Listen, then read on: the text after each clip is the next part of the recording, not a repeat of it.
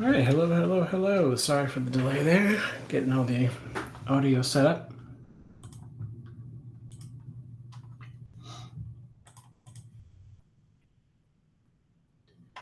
Just making sure all the tech is right. I sat down a little bit late, but everything looks like it's working.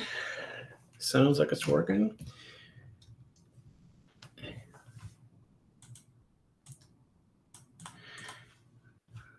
All right, looks like we're good to go. Welcome to Otis Frampton Live.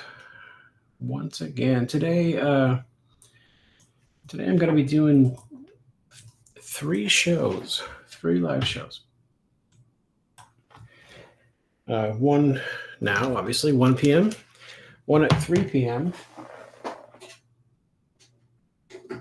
and another one at 7 p.m. Central. For this one, I'm going to be doing some more work on this Captain America commission or character coloring. Let's see.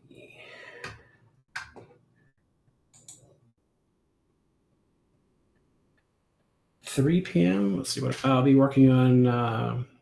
More of the Oz comic I've been working on. And at 7 p.m., I will be working on another commission. This one is going to be, what is the commission I'm working on? Oh, I'm going to be starting the colors on the solo commission that I worked on a while back. Not a while back, last week when I inked. Let's see if this one here. This big one. I'm going to start the digital colors on that. Still need to work on the gray tones for it, but on the inked piece. There, that's better. Why my image is looking bad. Still working out the kinks of doing these live streams. I'll get it right someday. It'll be a totally smooth operation. That piece I just showed that looked really yellow in the video. I gotta figure out why it looks that way. All right, so enough jabbering. Let me get started.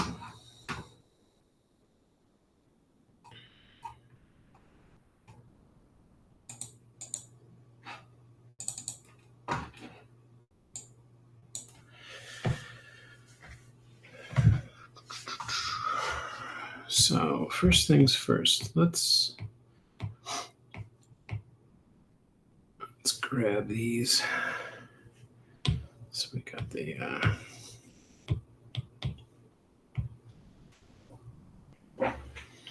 get the colors that I can sample.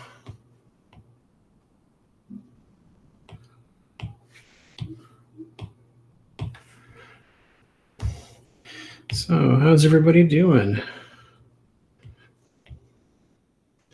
I'm hoping that I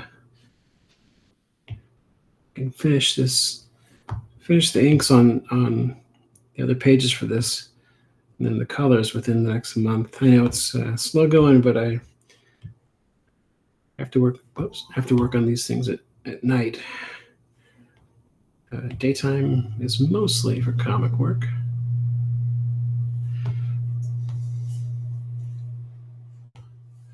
So I hope my client can extend his amazing patience just a little longer. I'll get things finished up. Whoops.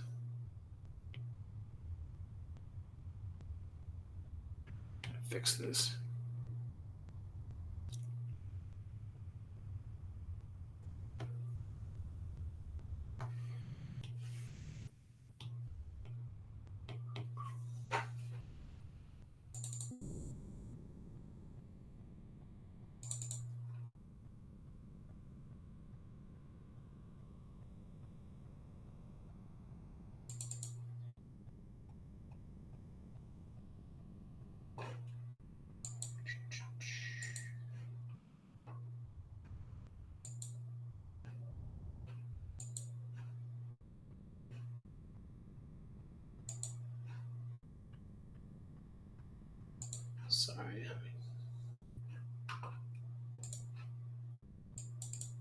There we go.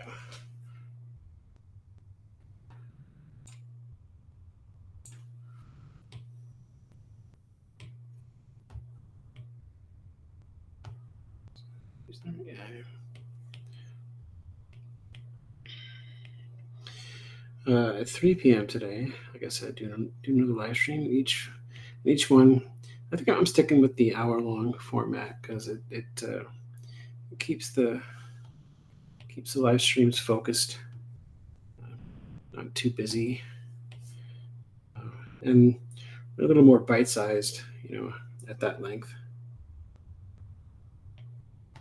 Which, I mean, if you want to watch them or even watch a recording, you're not going to get stuck,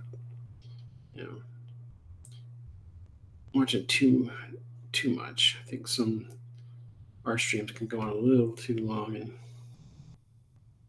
sort of lose their focus. Also, it helps me focus because I know I'll be working on this for this hour, and I tend to schedule my days, by the hour in a very sort of structured way.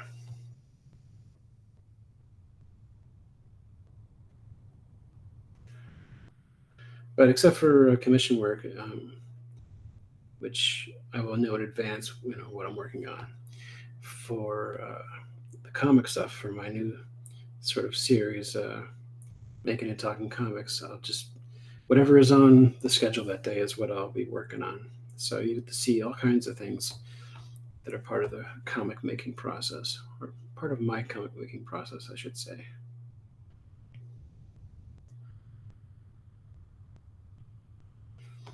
And today, I think I'm be working on the colors for a page that I already have flatted. So I might actually be able to finish that during the stream, since I already have it flatted. It's not too complicated of a page.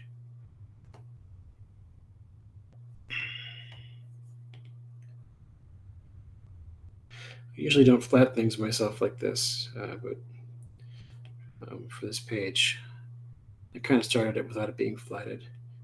As I've said before on my stream, my wife is my official page flatter, not just comic pages, but pretty much anything that I have that she might want to flat. We like to sit in the evening and binge our TV shows, and sometimes I'll work, and she'll sit with her iPad Mini and just color like she's coloring a coloring book. She really enjoys it, so I got lucky. Flatters are little angels. Sometimes you got to pay for those angels, which I have. When you have somebody who actually enjoys doing it, that makes it so much easier. It is one of the most boring parts of the digital coloring process, I should say.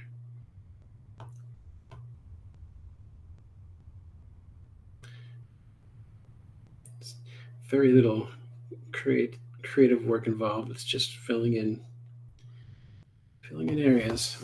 Not the most fun thing in the world.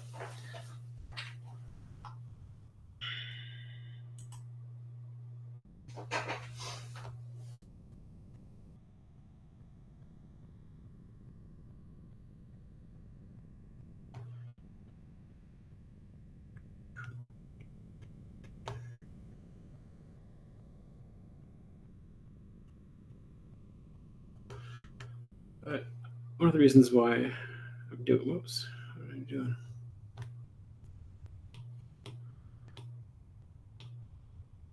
Okay.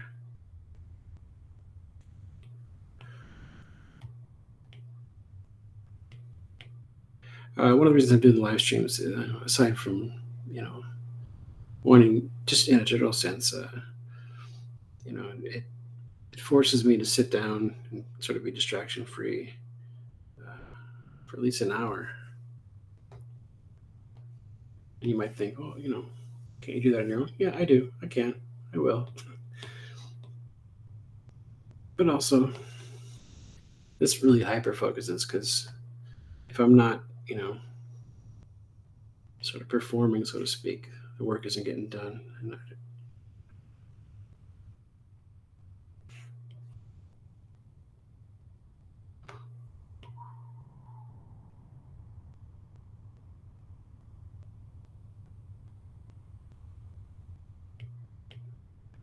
I really don't want to waste anybody's time. So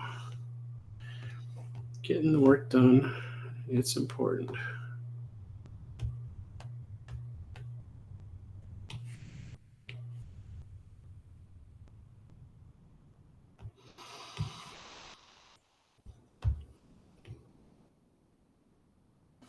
Especially these commissions, because some of these folks have been waiting patiently for so long.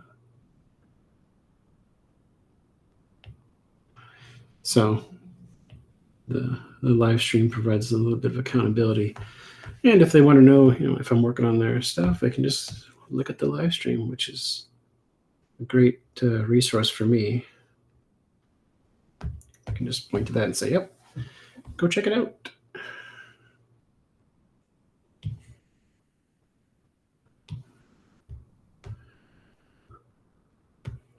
Or, come on and watch, and it's nice chatting with them.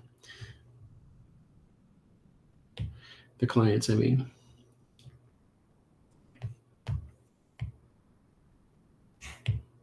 And I find I've actually been having fun with the new series, the Making and Talking Comics, with the the little mini segment at the end of each episode where I actually show a comic that means a lot to me and talk about it. The 3 times I've done that show so far, kind of walked away from it feeling really sort of good, like it's good to talk about things that you like. You know what I mean? So many YouTube channels are sort of dependent upon the rage click, so to speak, and it can be so exhausting, even just seeing them show up in your recommended videos feed. It's like, really, you're gonna expend energy on complaining about things? It just feels like such a waste of energy. So one of the reasons I decided to start doing that series, that segment, is to talk about, is to be positive, spread some positivity, add some positivity to the comic book space. I hate that term, space, but you know what I mean.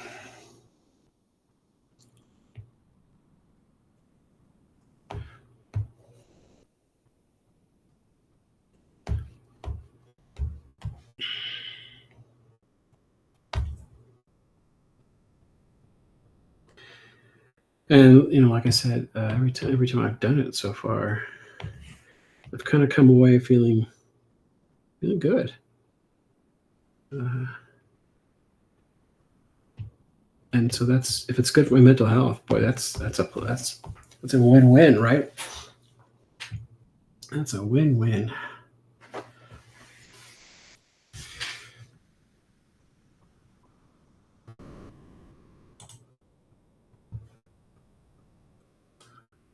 Not sure what comic I'm going to talk about today during my 3 p.m. show.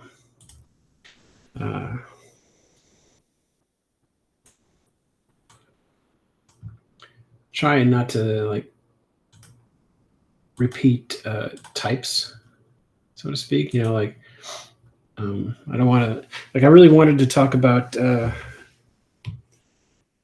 this Todd McFarlane, John Byrne duo of comics they're sideways formatted. After one of my last shows, but too soon. So I'm not sure what maybe I'll talk about. Yeah, I think I can just figure out what I might talk about. Actually,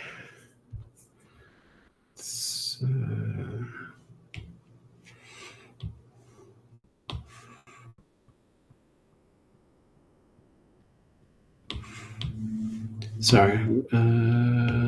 Yeah. No, that's not what I wanted. I wanted the canvas. There we go. love this little feature in Procreate where you can actually use the canvas itself as the reference so that I can see how I shaded these guys before. Come on, there we go.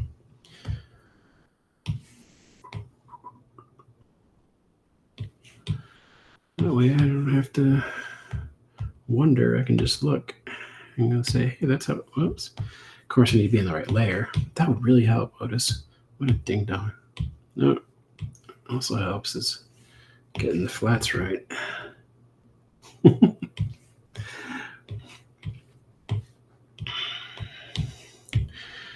But yeah, I think you can really feel here that how I'm trying to work fast so that, you know, if you are watching this, you're not going to get too bored. Maybe a little, but not too bored.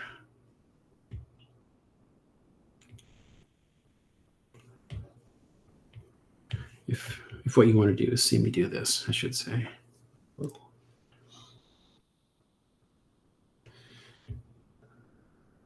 And just a reminder that if you're in the chat room, feel free to say hello. I monitor the chat room, so I know if you're in there, but you don't have to. Some people just like to lurk, right?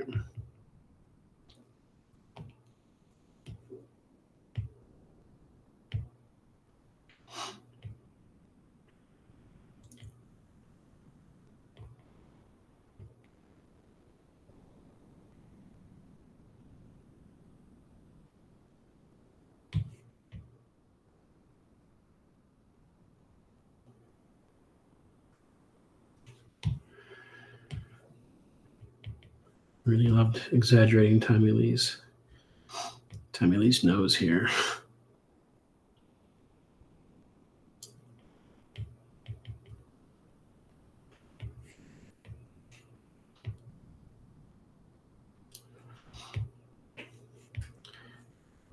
Sketches I did when I was working on developing the characters, my take on the characters for these pages. I think they looked a little bit more like the actors than the final drawings did. But in the end, you know, I'm a cartoonist, so it's all about the simplification, you know, and stylization. And I think that at a certain point, you should sort of default to making the characters feel right as opposed to look exactly right. And that's how I feel about comics in general that are based on, you know, live action things. Some of my favorite Star Wars comics, the depictions of the characters might not look, you know, exactly like the actors, but they feel like the actor, and I prefer that to sort of just doing like a trace job almost of photos of the actors. I wish modern Star Wars comics were like that. They used to be like that in the 80s. It was more, you know, trying to get a feel for how the characters looked or should look than just taking photos and tracing, which is the modern way to do things. And I think part of that is to, you know, an attempt to get it's two things really, and I know this from experience. It's Disney saying we want this to be the likeness so that everything looks the same, but it's also partly the actors themselves having a say in how they're depicted in other media. I came up against that when I worked on sketch cards.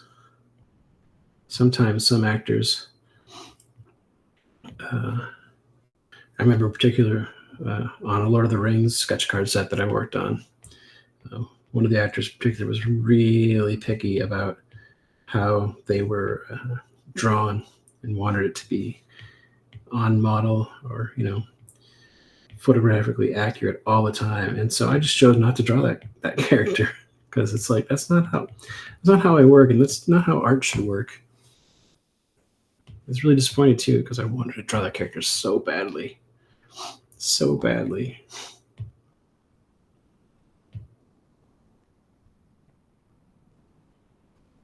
I don't remember coming across that on Star Wars sets, but I might have.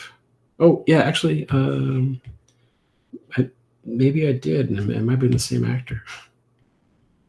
That might give you a hint as to who it was. I don't know.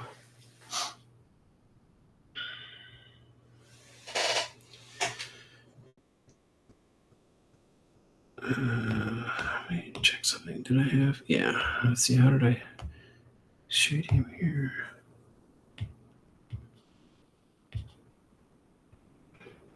They weren't exactly the same, but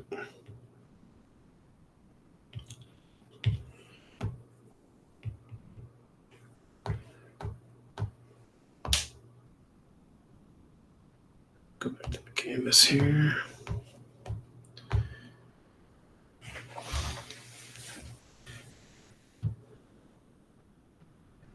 I think these pages are going to look pretty good when they're finished, but as they're still in a state of being half finished, the full effect isn't there. That's one of the tough things about doing live streams like this is, showing sort of the unvarnished process. Can be ugly sometimes, especially if there's indecision involved.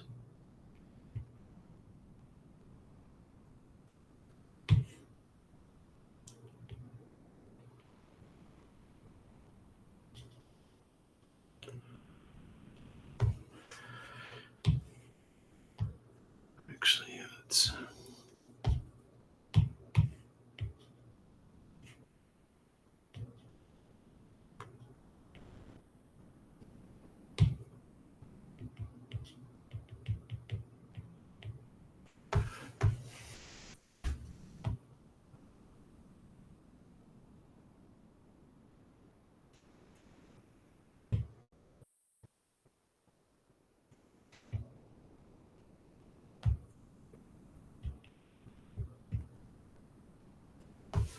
Oh, I gotta add stubble.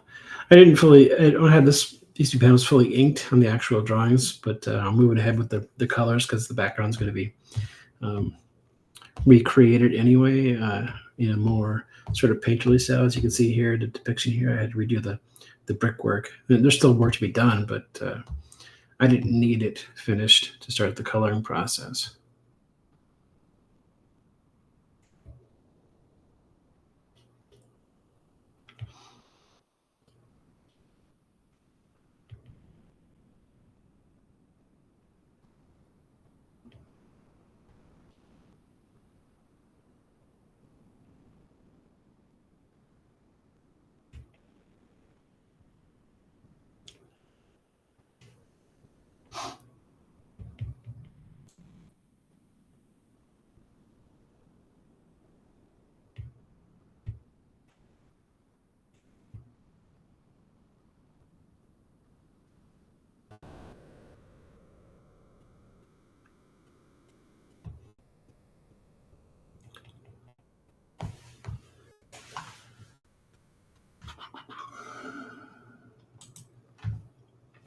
Oh, hello, accidentally suave. Somebody chatting at me in Rumble. Welcome to the chat room. Much appreciated. Let's see, what'd you say here? Accidentally Suave says, I appreciate you showing the process, letting people see and finished parts, as most think art can just be spit out in 20 minutes and don't know about the hours, weeks, months, etc. That is absolutely true. I think a lot of people would be very surprised by how much work goes into a comic, especially, or just an illustration, anything. How much work goes in, especially if you're one person doing it all. For comics, I mean, and not working as a team.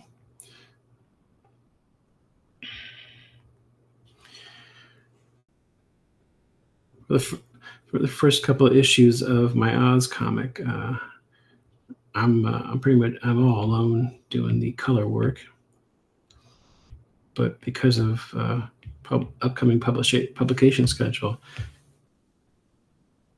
I had to make a tough decision, which was to bring on an artist to whoops, why did I do that? To assist with colors so that I can maintain a decent schedule.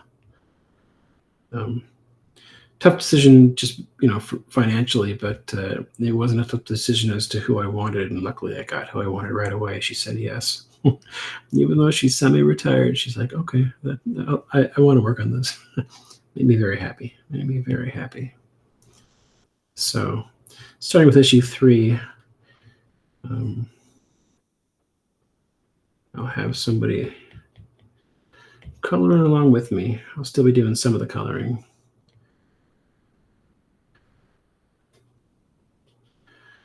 But it's nice to have help. I prefer doing all the coloring myself, just despite the time it takes, because part of me feels like by coloring it, I'm able to sort of fix it and cover up my own deficits as an artist. But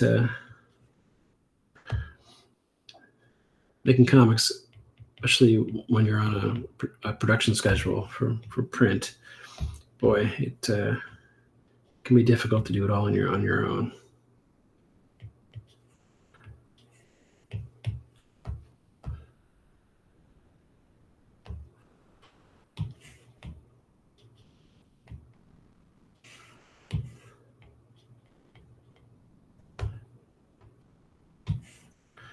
And I'm working on, not just the Oz comic, but my regular series, I'll Be Normal. So,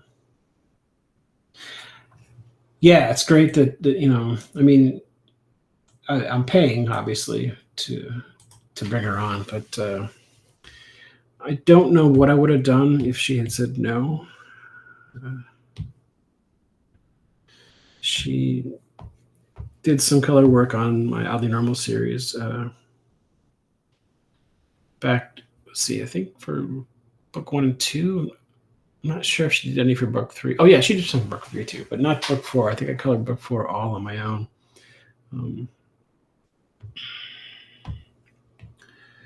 But she was really the only person I could think of that I want to come on and help me out. Otherwise, it would have required some searching, some soul searching, and some actual searching, because I really trust this Tracy, who is my colorist. I really trust her, and like her, that goes a long way. Working with her is easy and stress-free. Boy, does that go a long way.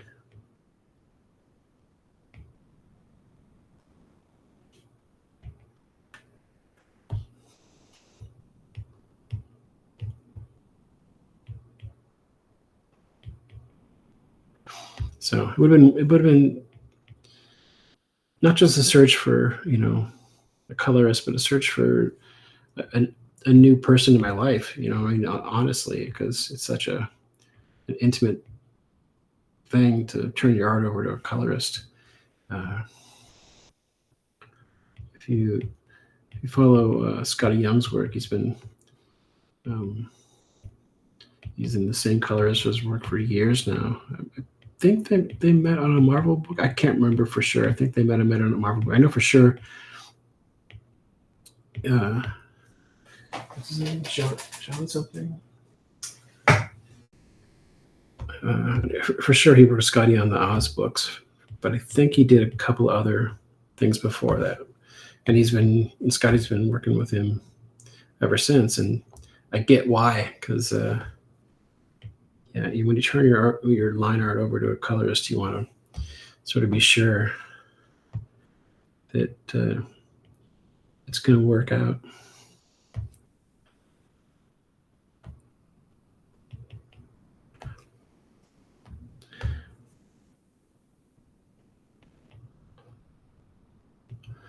And with Tracy, I don't have to worry. work is terrific. She's able to work sort of in my style when I need her to, and then other times she'll do her own thing, and it's really good. I remember some of the first pages I got back from her for Oddly Normal. They were beautiful. I couldn't have done that. So that's always a good thing.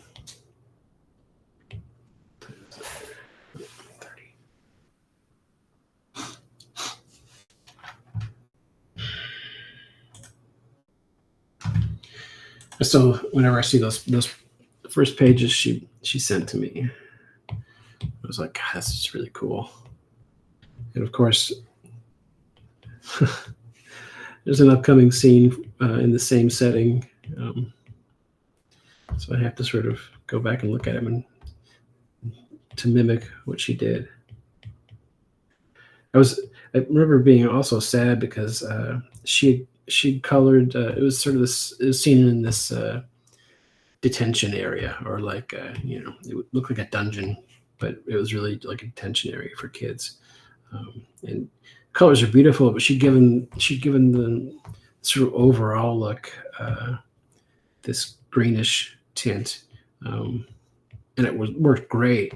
But I had to sort of unfortunately say, there's another environment that is primarily green, and I want to keep it unique. So we had to shift the colors a little bit to blue, but still worked great because the underlying color was so beautiful that it worked. And that's another thing I like about working with her is she's open to me making changes when I need to, as sort of the art director of the thing.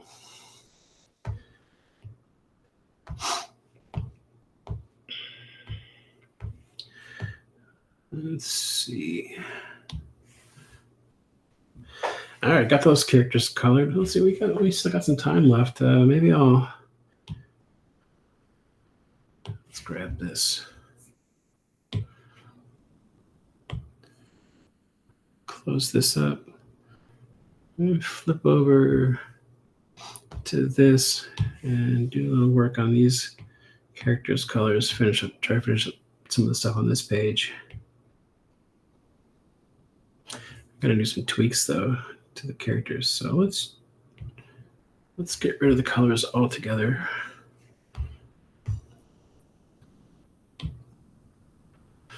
Maybe you can just use Liquify to push and pull a little bit. I want to do that. Let's try again.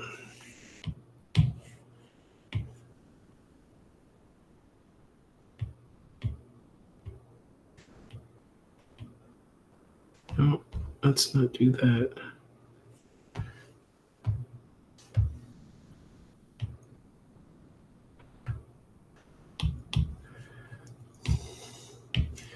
This is another reason I work digitally for the most part. I like being able to shift things when my lines don't quite work out.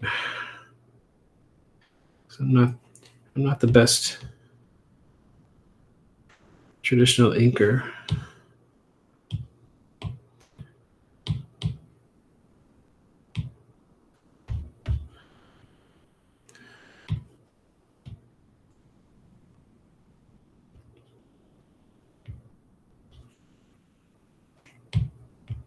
Whoops, come on. Nope, that's not. There we go.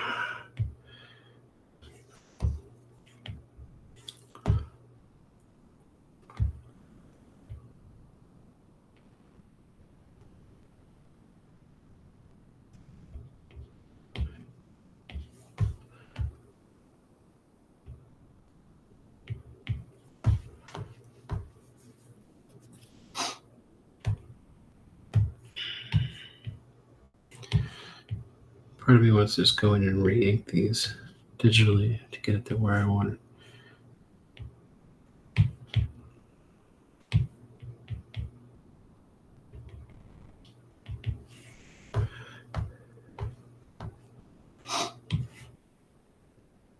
Oh, I didn't paste. Let's see if it's still there. Haha, it's still there. Still in the system memory. That was nice.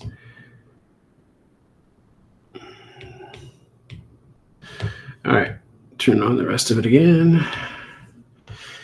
There's a Procreate tip for some people who might not know. If you long press on a little checkbox next to on a layer, it will solo that layer, and then long press again, unsolo. It's one of those little things that comes in very handy. Accidentally Suave on Rumble says it's got to be easier to change directions like that when it's digital art, huh? It is. It's the flexibility of digital is one of the reasons why I work primarily digitally. Accidentally Suave says, yeah, pen to paper. Once the mark is there, it's there. So I think we just spent 18 hours plus on my hypercube piece. Happy with, yeah, yeah. Once you make that mark, sometimes, like there was some traditional for the first oddly normal book. I don't know what I'm trying to say here. There were some traditional inked elements because I used them for rewards, Kickstarter rewards. Oh, what heck?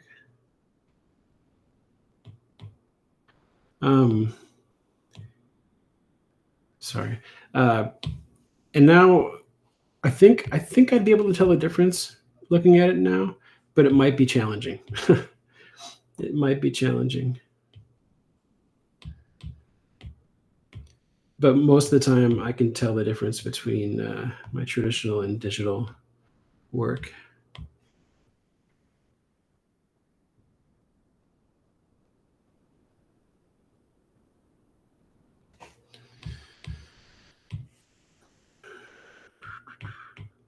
Let's turn the adjustments off while I'm doing this.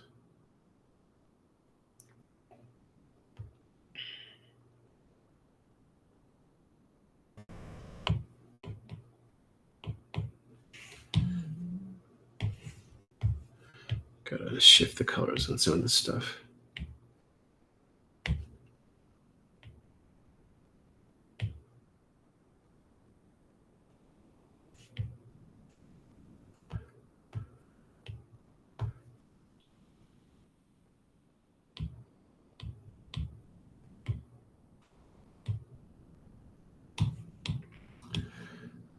Let's see.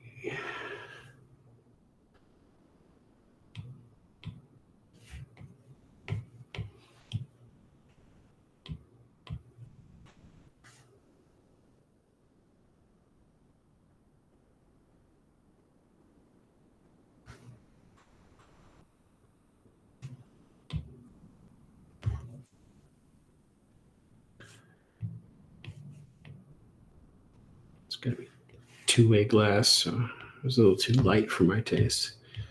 Darken it up there a bit.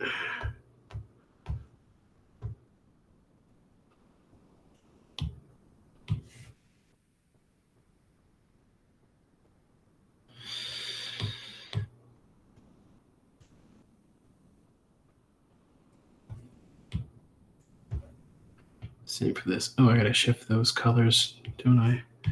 Because I moved the lines around. Now the colors are slightly off.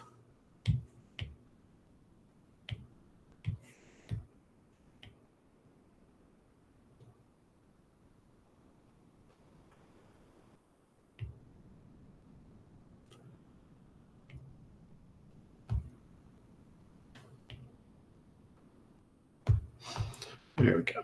That's a little better. Seeing all kinds of parts of the process here. When it comes to flatting, I don't always keep the colors that my wife puts in. Sometimes she doesn't have reference, and it's just easier to just have her flat. And I mean, that's the purpose of flatting. Flatting is meant to not necessarily just get the right colors in there, but also make the colors easily selectable so that changes can be made later on.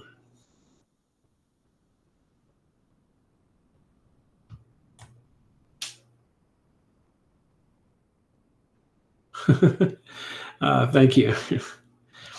I'm terrible at promotion, so I appreciate that. Yeah, smash that like button.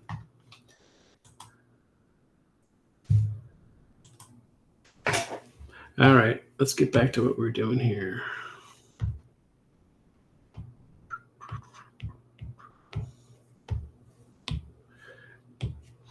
This let's put that up there.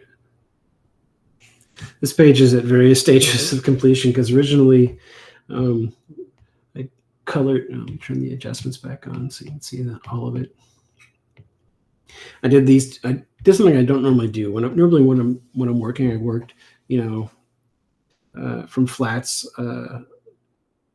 to final colors on the entire page. Do all the flats, do all the shading, do all that stuff. For this one though, I started and I finished these two panels first. And then I finished these two panels, and so I've had to sort of go back as I've been completing them to finish up the other panels in the same style. And I'm kind of having to remember how I did it. That's funny.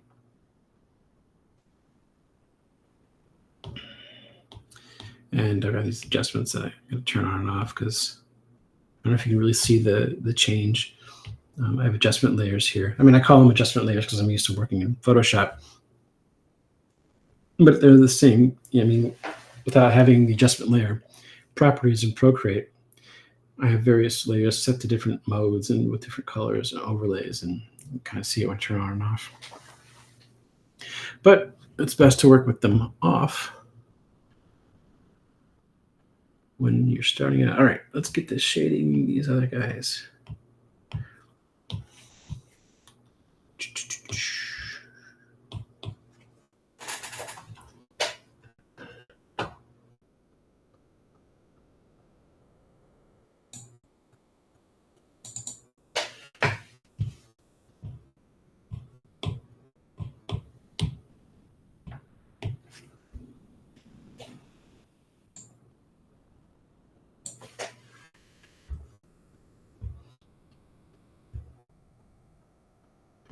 So, you know what? One thing I'll do here real quick. Get this there. I think one thing I want to do here is quickly establish the light.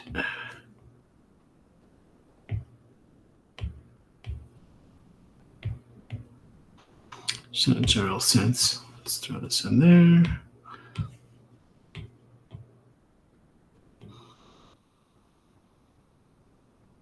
Just get that going. I'll adjust as I go, but I wanted to get sort of a sense of the light coming down,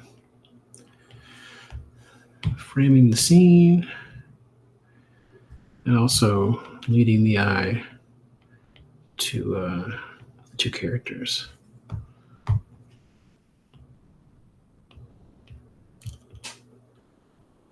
Let's adjust this a little bit.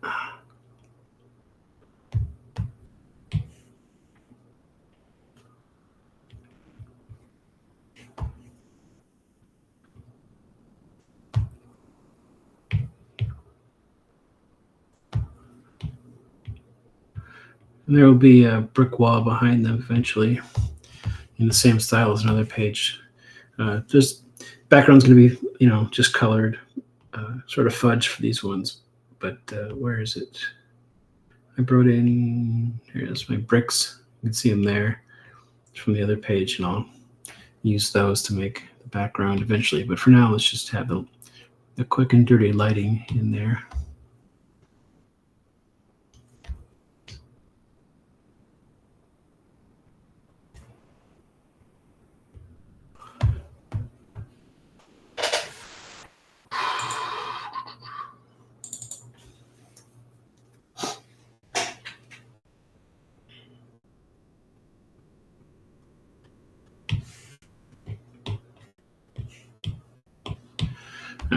Now I can finally get the right tool. Let's get the right tool in there.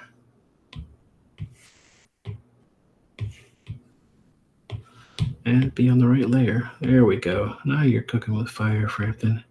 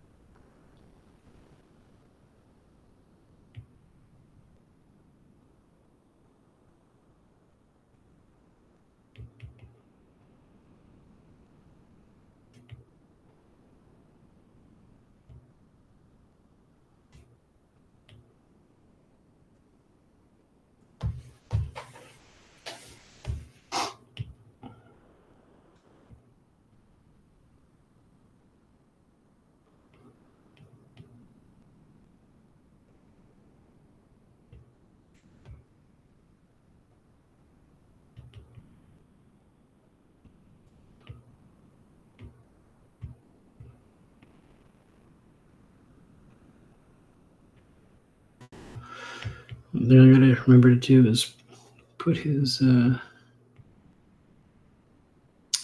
uniform, the medals and the army buttons on there. Gotta remember to do that. I keep forgetting. Actually,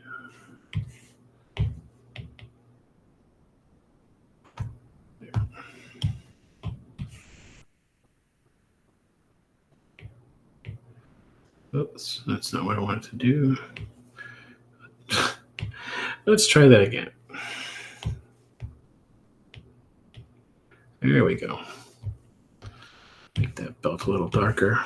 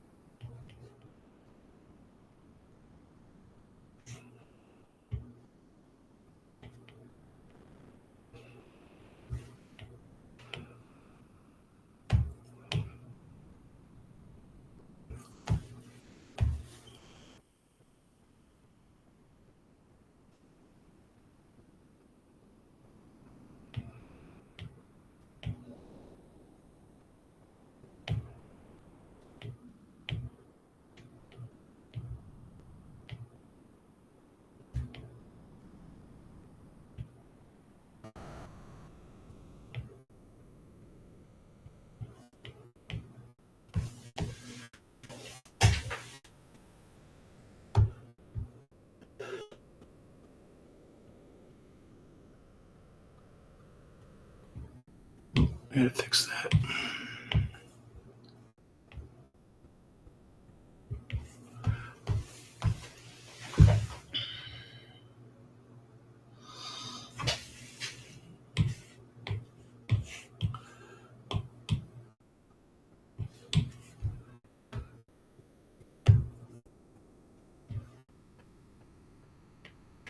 Don't forget to keep your layers organized, folks. It's one of the worst things to do is to forget what layer you're on and then realize you've been coloring or drawing on the wrong layer for an hour or so. I may go in and redraw this guy's face. I'm not crazy about how my little ink job did. My hand trembling, trying to pretend I knew how to ink. Whoops. Doesn't quite look the way I wanted it to, but I might be overthinking it.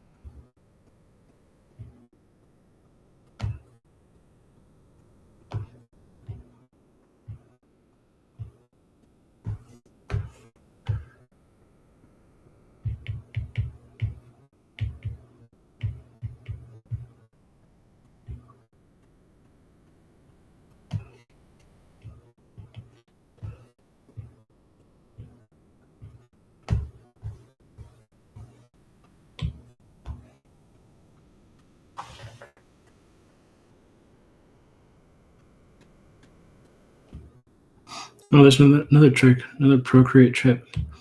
If you're working with selections and you have deselected, but you want the exact same selection to come back up, just long press the selection button up here and it will return your desired, bring back the last section you had, I should say. So otherwise, otherwise you can always save your selections. And I'm wondering if people want to do that. Now let's try it. Let's load that selection. Go down here to the little heart button. Once you have the selection, you can add it, and it's right there. And it even shows a little icon for it, so you can recognize it when you need to use it again. Selection saved. Very useful.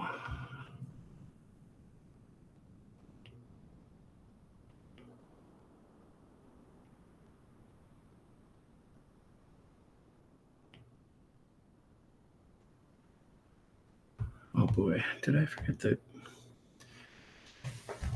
Yeah, I need to... Got the glass break in the other pages. Better add that. I wanted to make sure that his glasses looked like they got cracked during the... either during the operation to capture him or afterwards. I'm not sure if they are in the actual film. I actually don't know that. I should check on that, but I thought it was a neat little detail to add.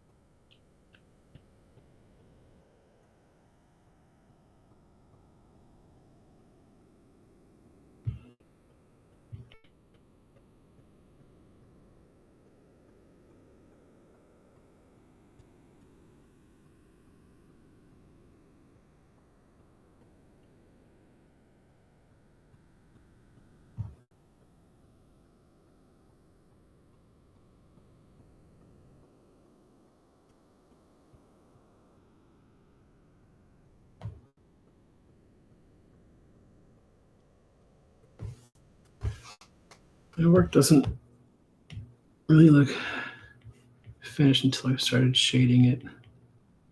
It's where the forms start to emerge. It's one of the downsides of not spotting blacks or doing other things like that.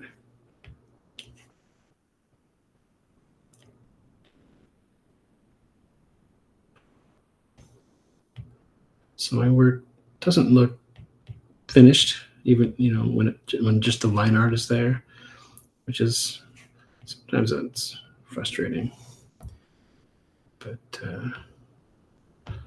it is what it is.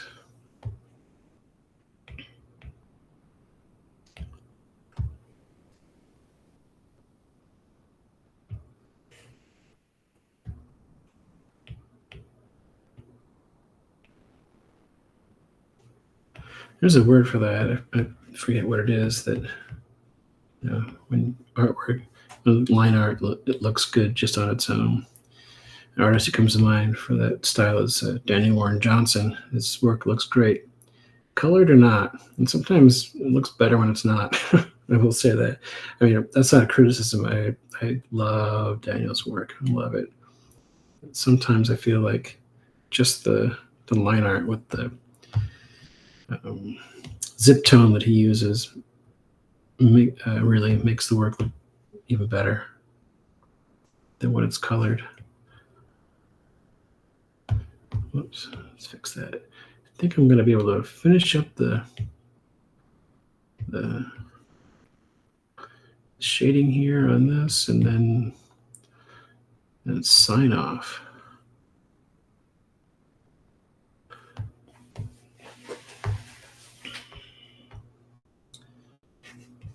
Let's see. Yeah, I can finish the secondary shading real quick. And that'll be it until 3 p.m. And I'll be back to color comic page for something that's very different than this. Very different indeed.